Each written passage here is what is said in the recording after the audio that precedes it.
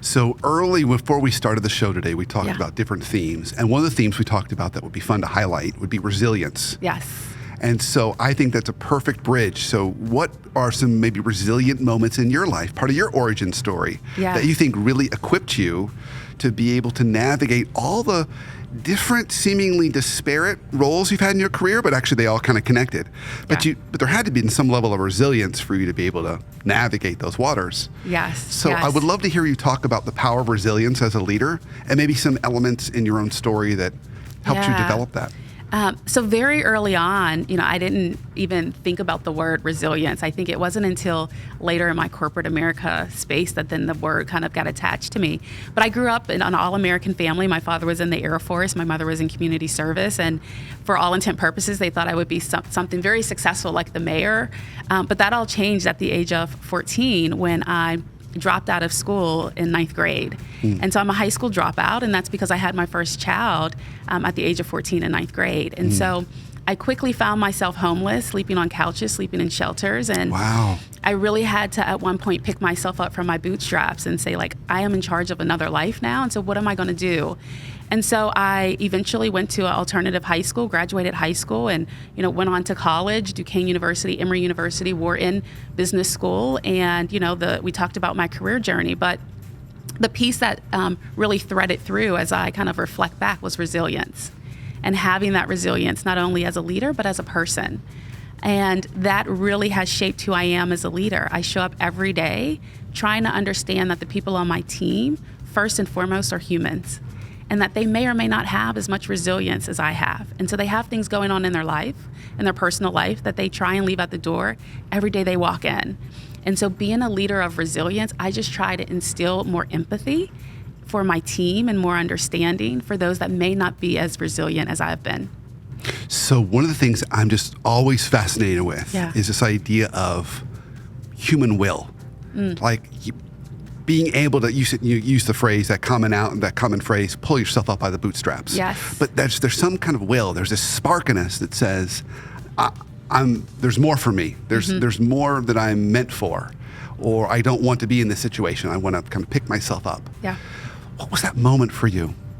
Yeah, I think it was really, being in a shelter and you're in a room with strangers and bunk beds and other crying children, and you realize, like, this is not for me. And so sometimes when you're at the bottom, there's actually nowhere to go but up. And so it's not a matter of a decision, it's just a matter of options. And so that's really what it was for me, and trying to say, like, I can't find myself or find my child living in this lifestyle for a very long time. And so how do I make a change and make a positive change? Okay, so here's the billion-dollar question. Okay. How do you put that in other people? Where does that come from? Where does that will come from? You talked about some of Yeah. your team members have varying degrees of resilience, but wouldn't it be great if we all had heightened resilience, this level of will to be able to get through some of those difficulties in life? Where did it come from for you, and how do you think we can nurture that in others?